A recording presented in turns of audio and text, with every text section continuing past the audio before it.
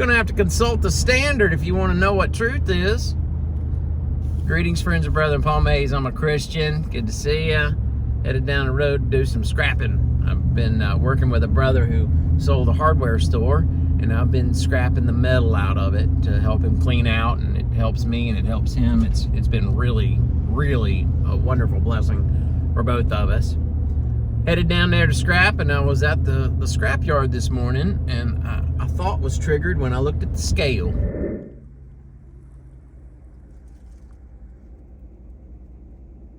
There's the standard. So I pulled onto the scale, and I got an accurate measurement weight of my truck and the trailer with the scrap metal on it. Then I pulled off of the scale, threw off the metal, and then pulled back onto the scale, and the difference tells me how much metal I have. I'm pretty good at guessing the weight on things that I'm holding. Like I could pick up a chunk of metal, and let's say it's 100 pounds, I might could get within 5 pounds or more like 15, so maybe I'm not so good at it. But I could guess what it is, and I could get somewhat close, but I don't know exactly what it weighs. I don't have a scale built into me. Now that scale that I pulled onto, it is set to a standard. In fact, the government comes along and makes sure that standard is accurate. Make sure the scale is set to the standard. They have to be within certain tolerances, and it has to be accurate. The scale has to be accurate because they're paying us for the metal that we're bringing in. So I'm looking at that scale, and I'm realizing that's a standard, and I think you probably know where I'm going with this. The Bible is our standard. If we want to know biblical truth, if we want to know God's truth, we go to the Bible. That's why we call it biblical truth. The Bible truth. The Bible reveals information that God breathed out. So, sanctify them in the truth. Your word is truth, John 17:17. And all scripture is breathed out by God. It's profitable for doctrine, correction, and righteousness, that the man of God may be perfectly equipped. Doctrine, reproof. All scripture is breathed out by God, is profitable for doctrine, reproof, correction, and righteousness, that the man of God may be perfectly equipped, thoroughly furnished. And I'm quoting a few different translations there. That's 2 Timothy 3:16 and 17. The Bible, it just is the standard, John 17:17, and it does come from God, 2 Timothy 3:16 and 17, and that's why it's the standard. Now, I was on that scale, and I was getting an accurate reading of how much metal I was dropping off, and that's how the people working there know how much money to give me. Now, the girl that's working there, she looked at the scale and she wrote down that number, and then she looked at the scale and wrote down the second number, and that tells her how much weight I dropped off.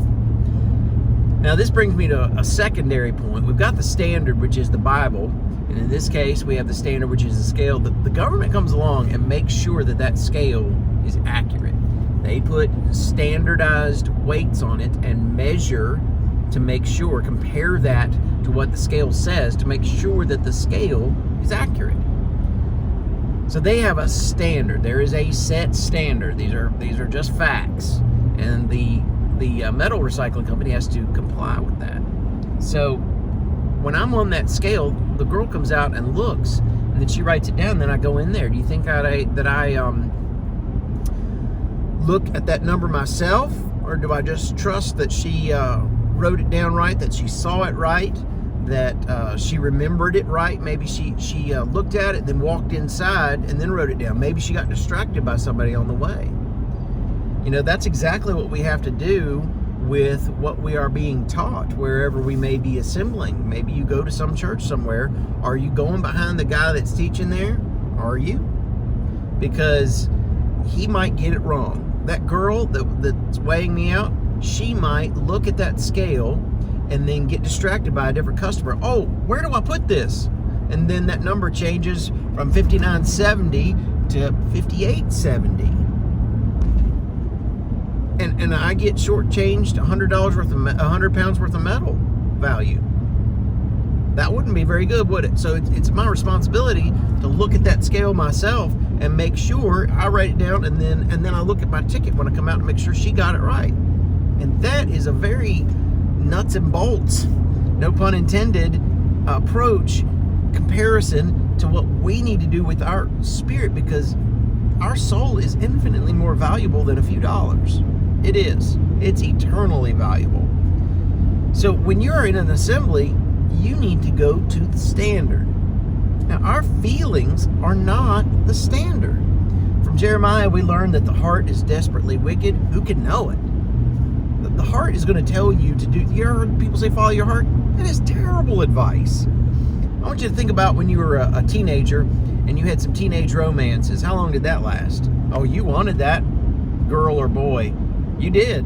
You did. You wanted, oh yeah, you wanted her to be your girlfriend, didn't you? You wanted that guy to be your boyfriend, didn't you? Yeah, you did. How long did that last? And that's the heart. It's waffling, meaning it goes back and forth. It wants something, and then it goes back and forth, and it changes, and the heart's just not reliable. We also learn that it's not in man that walks to direct his own steps. We have feelings, and they are based on, oftentimes, our flesh. Like today, I ate a really healthy meal for my first meal of the day. I ate vegetables. I ate cauliflower and broccoli and cucumbers and tomatoes and radishes or turnips, and I ate a little bit of cheese and a little bit of uncured salami. I made a pretty good choice on my fuel for today. I want to work hard, I want to feel good, and I want to be able to work. I made a good choice, right? And that was based on good reason, but it didn't come from my fleshly desires. Inside me, what my brain says is, get some donuts. That's what it says, right? So today I'll be driving along and I'll pass a bunch of convenience stores on my way to and from doing this work, and my flesh my feelings will be saying, go in there and get some sugar. That's a real draw, isn't it? You know about sugar addiction probably. A lot of us do. Most of us, I reckon, and for me it's a fight. So my feelings, my heart is telling me, go get that sugar. But the parallel here is that the spirit wars against the flesh. Our feelings tell us that we want this or we want that. But God is telling us in the Bible, the standard, what is good for us. We might have a desire to offer a certain kind of worship. And we might feel really good about the worship that we are offering. We might have a good feeling because we are being emotionally manipulated by instruments, for instance, man-made instruments that are going along with singing. You know what that is, right? That's your feelings. You know what that isn't? The standard. The Bible is the standard. You have to look at the Bible because your heart is desperately wicked. My heart is desperately wicked. We want what we want, and it's driven by fleshly desires. The spirit wars against the flesh from Romans. So what do? We just look at the Bible and obey God.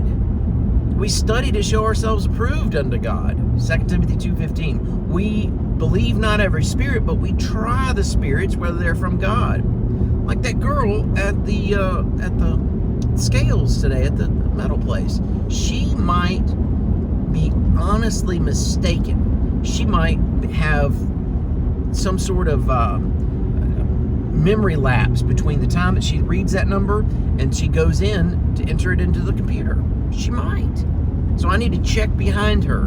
And the parallel is really simple. We need to test what we are being told in the assembly where we go, in the church where you're going. We need to test what we are being taught there against the authority of Scripture, because our feelings are not the standard. You might have a feeling, oh, the Spirit is there and I can just feel it. Those are your feelings talking, okay? Those are just your feelings. Heart's desperately wicked. Who can know it? And it's not in man that walks to direct his own steps. Truth does not come from within you. It doesn't. It doesn't come from within me. It doesn't come from within your preacher. It comes from God. It's in His Bible. That's it. So the Bible's truth.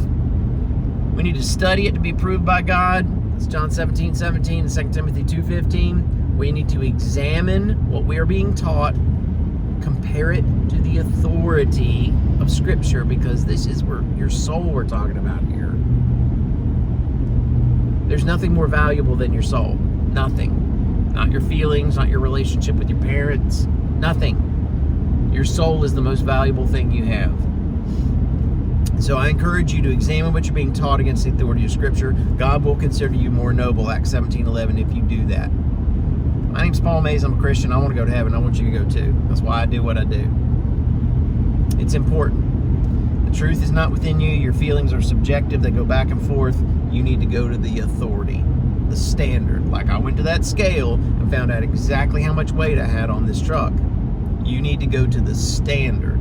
That is the Bible. This is good stuff. Go ahead and share it. See you next time. Sanctify them in the truth. Your word is the truth.